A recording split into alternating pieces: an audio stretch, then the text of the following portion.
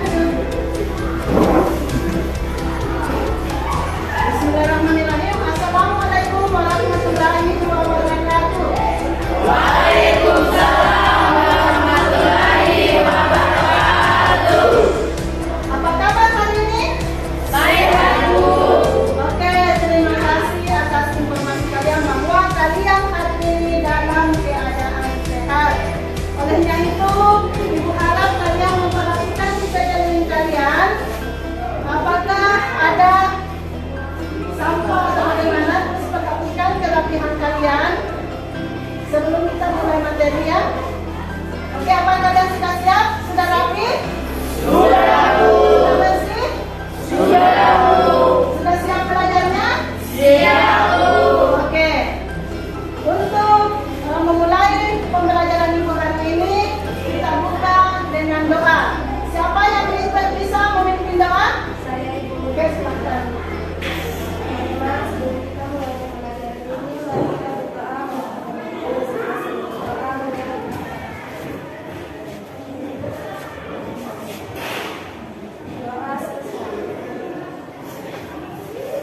Oke, anak-anakku, terima kasih doanya hari ini. Untuk itu, untuk meningkatkan rasa nasionalisme kita terhadap bangsa ini, mari kita sama-sama menyanyikan salah satu lagu nasional Indonesia. Siapa yang bisa memimpin ke depan? Saya, Bu. Silakan.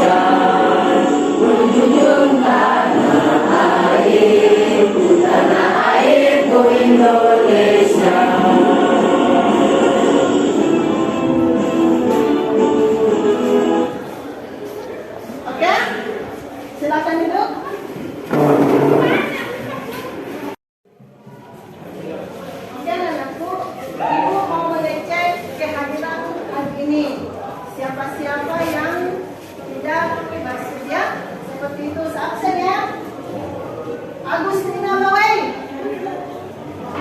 Agustina Micelano. Ya, di sini. Kalian mengetahui materi hari ini apa? Utama obligasi. Oke, terima kasih. Ternyata dari pembelajaran minggu lalu kan Ibu sudah menyampaikan bahwa materinya Ibu sudah disampaikan di pembelajarannya bahwa materi hari ini adalah utang obligasi. Untuk sebelum Ibu memasuki materi ini, Ibu mau memberi kalian tes atau tes awal untuk mengetahui sampai di mana pemahaman kalian tentang utang obligasi. Oke, Ibu bagikan ya.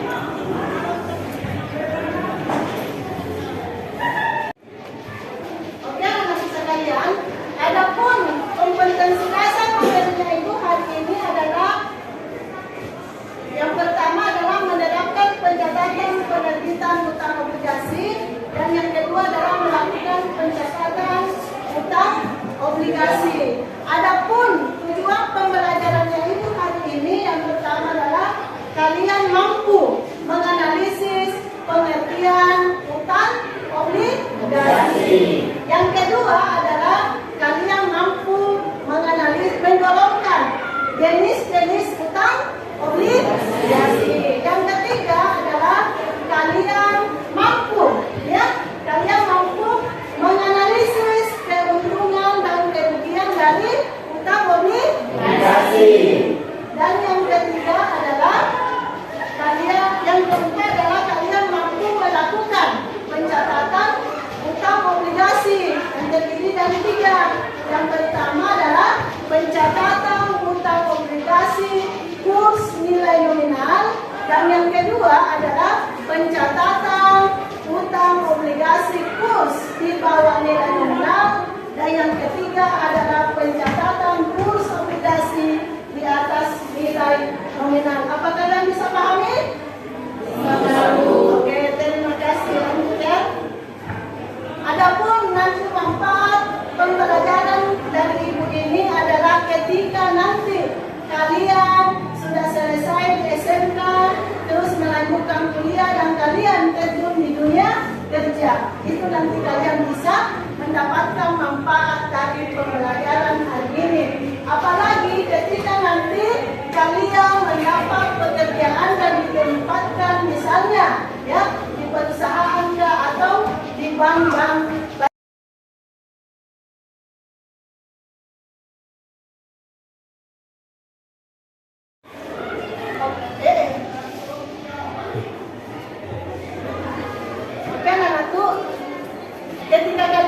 perhatikan gambar ini. Ketika dia digunakan, dia fungsinya sebagai apa? Oke. Sebagai alat tunjukkan. Oke, apa lagi? Saya Bu, sebagai alat pembelian. Apa lagi? Saya sebagai alat pembayaran utang. Oke, sebagai alat penunjukan utang dan sebagai alat pembelian dan sebagai alat pembayaran utang. Ini fungsinya uang ya ketika digunakan oleh bagi aplaus dulu untuk berdasarkan jawaban dari teman kalian, salah satu dari kalian adalah sedang menjawab tentang utang, ya, berdasarkan materinya di buku, ya, seperti itu. Jadi utang lagi, utang itu apa? Utang itu apa? Utang adalah kewajiban yang harus dibayar. Oke, utang adalah kewajiban yang harus dibayar.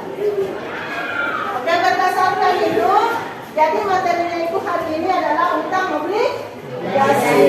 Ada apa anak-anakku ya mengenai utang dan obligasi. Jadi utang obligasi adalah pinjaman untuk jangka waktu panjang dari masyarakat dan bisa dan dibayar berdasarkan tanggal jatuh temponya dan bisa diansur. Oke, lanjut ya.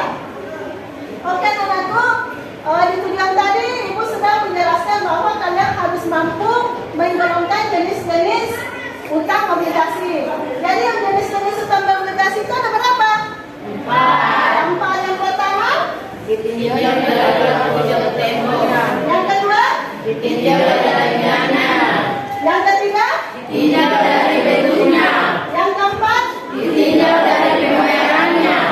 Jadi ada 4. Nah, ketika ditinjau dari jangka jatuh temponya itu ada 2, yaitu obligasi biasa dan obligasi berseri. Obligasi biasa adalah obligasi yang dibayar berdasarkan tanggal jatuh tempo yang telah disepakati oleh pemegang obligasi. Terus yang kedua, ketika orang yang memberi obligasi ini adalah yang mengatasnamakan dari perusahaannya. Terus yang kedua, obligasi kupon. Obligasi kupon ini adalah obligasi yang diberi jangka waktu bulan-bulan tertentu ketika dia ingin melunasi utang obligasinya. Terus yang ketiga, ditinjau dari pembayarannya. Ada namanya pembayaran obligasi biasa. Ada namanya obligasi pendapatan. Ada namanya obligasi yang dapat ditukar. Oke, selanjutnya. Nah, di sini Ibu juga tadi sudah menyampaikan tentang keuntungan dan kerugian menarik obligasi. Kalau keuntungan menarik obligasi ada berapa? 3. Ketiga, yang pertama. Oke, pemegang obligasi tidak dapat. Sedangkan pemegang pembayaran laba tidak dapat dikembangkan sebagai biaya. Oke, sedangkan kerugiannya, kerugian dari menarik obligasi yang pertama adalah baik dalam keadaan perusahaan mendapat laba atau rugi, ya, seperti itu. Yang kedua adalah jika perusahaan tidak mampu membayar obligasi yang jatuh tempo, maka pemegang obligasi tetap mempunyai hak untuk menuntut pengembalian obligasi. Oke, terima kasih ya. Selanjutnya, di sini adalah bunga obligasi. Tolong perhatikan, pada umumnya bunga obligasi itu dibayar per berapa? Berapa kali setahun? 2 kali per 6 bulan. Jadi 2 kali ya. Di sini tolong perhatikan, di sini ada kata tanggal kupon. Di sini tanggal kuponnya ada kata misalnya 1/3 sampai 1/9, 1/4 sampai 1/10. Artinya dalam setahun ini dia bisa membayar kupon atau bunga obligasinya berdasarkan utang obligasi itu dia membayar tanggal 1 Maret sampai tanggal 1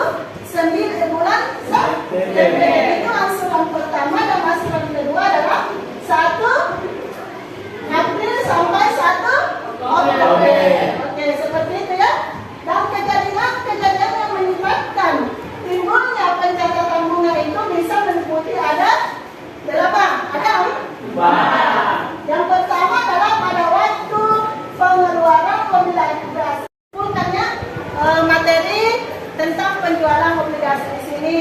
Penjualan obligasi kurs nilai nominal adalah penjualan obligasi oleh perusahaan dengan harga jual sama dengan harga nominalnya. Contohnya, misalnya perusahaan menjual obligasinya sebesar 100 juta, maka ya harganya juga sama dengan 100 juta. Jadi tidak ada di sini selisih ya, tidak ada selisih antara harga jual dengan harga nominal. Terus yang kedua adalah ketika perusahaan penjualan obligasinya di bawah kurs nilai nominal. Nah, di bawah kurs nominal contohnya perusahaan menjual 100 juta, nilai nominalnya adalah 95 juta. Maka di sini ada selisih antara harga jual dengan harga nominalnya. Makanya selisih ini dinamakan sebagai selisih diskon atau biasa disebut sebagai agio obligasi. Seperti itu ya. Terus yang kedua adalah yang ketiga adalah penjualan obligasi di atas kurs nilai nominal. Di mana di sini selisihnya adalah lebih besar ya, lebih besar dari harga nominalnya, maka dia biasa disebut sebagai agio obligasi. Oke, demikianlah informasi materinya Ibu hari ini. Olehnya itu, Ibu akan mengarahkan kalian untuk membentuk kelompok ya. Kalian buat kelompok ya, berdasarkan kita buat berapa ya? Karena di sini ada bisa dijadikan 4 kelompok ya. Kalian buat 4 kelompok, baru Ibu akan membagikan ke KPD dan kalian berdiskusi. Nah, di dalam diskusi nanti ini kalian di situ Ibu mengajukan beberapa soal ya, beberapa soal seperti tadi yang ada di slide itu di atas, kalian sudah perhatikan ya. Seperti itu kalian berdiskusi dengan temannya kalian ya, teman kelompok, dan kalian dalam LKPD itu kalian tandai beberapa pokok masalah yang kalian belum pahami, baru kalian tanyakan nantinya ya. Seperti itu. Silakan bentuk kelompok.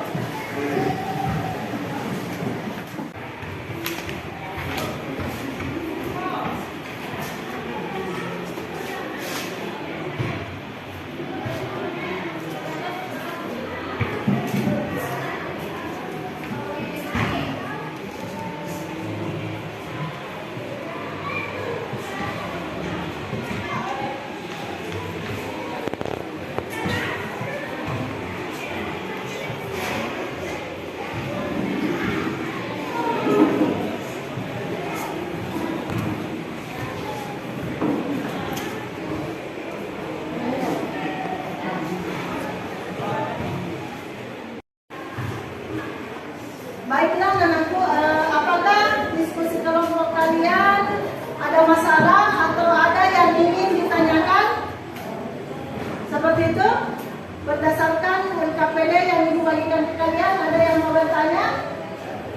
Apakah ada masalah yang didapat setelah kalian analisis yang belum kalian pahami? Atau sudah paham semua? Sudah? Oke, sudah paham. Kalau sudah paham, berarti kalian naik presentasikan hasil kelompokmu. Kelompok 1 dulu, naik presentasi. Naik semua.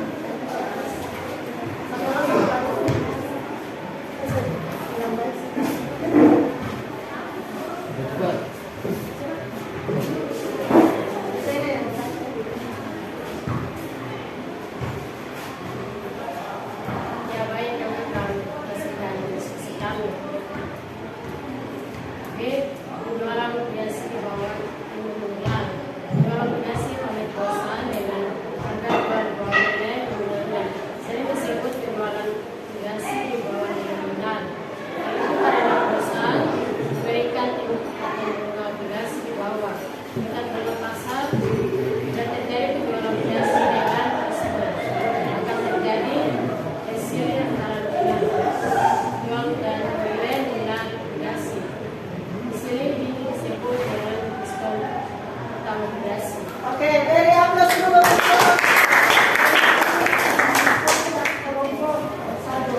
Sekarang kelompok 2, silakan bisa.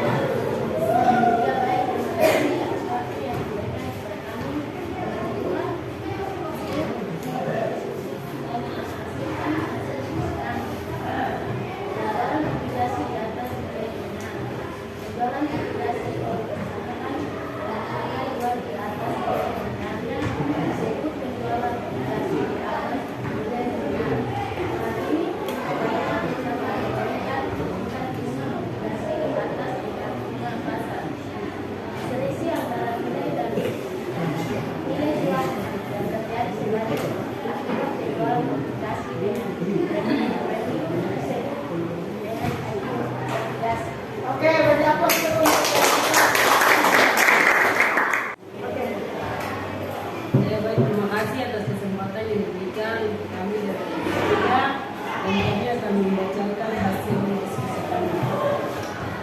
Penjualan obligasi nilai nominalnya adalah penjualan obligasi oleh perusahaan dengan harga jual sama dengan nilai nominalnya, sering disebut penjualan obligasi kurs nilai nominalnya. Terima kasih. Bisa aplaus dulu untuk kelompok. Sekarang kelompok 2. Kelompok 4.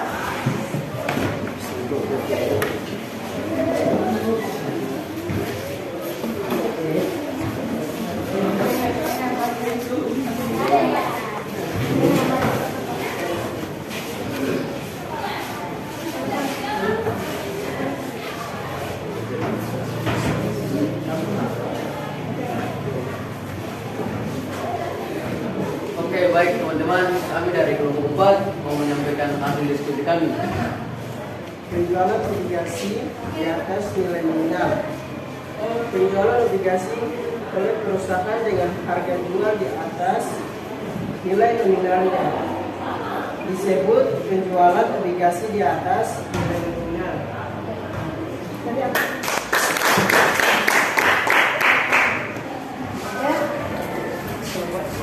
Setelah kalian semua melakukan presentasi di atas tentang hasil diskusinya, sekarang Ibu ingin melihat siapa yang bisa melakukan pencatatan di atas berdasarkan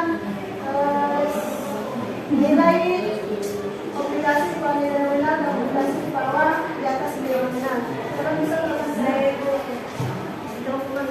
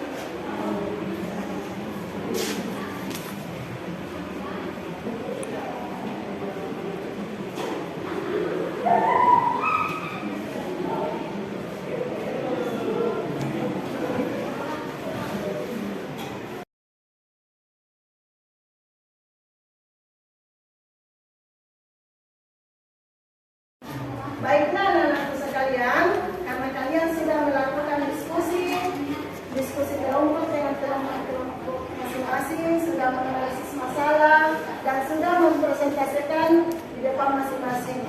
Olehnya itu, Ibu akan, mari kita sama-sama melakukan kesimpulan materi Ibu hari ini. Apakah materinya Ibu hari ini menyenangkan? Kalian sedang belajar tentang obligasi? Kalian sudah tahu manfaatnya? Sudah. Terima kasih kalau sudah memahami materinya Ibu hari ini.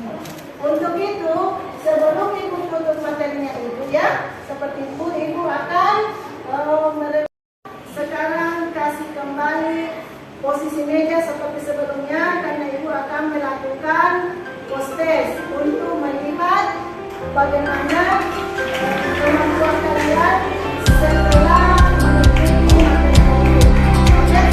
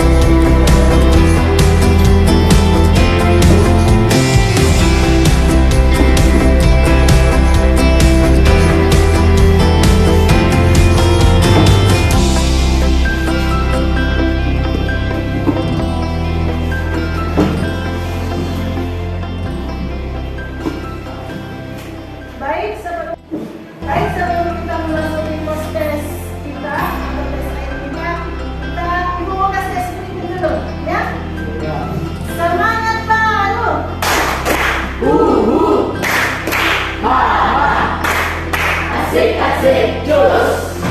Ya, sudah segar, sudah semangat lagi? Sudah. Oke, ubah ya soalnya.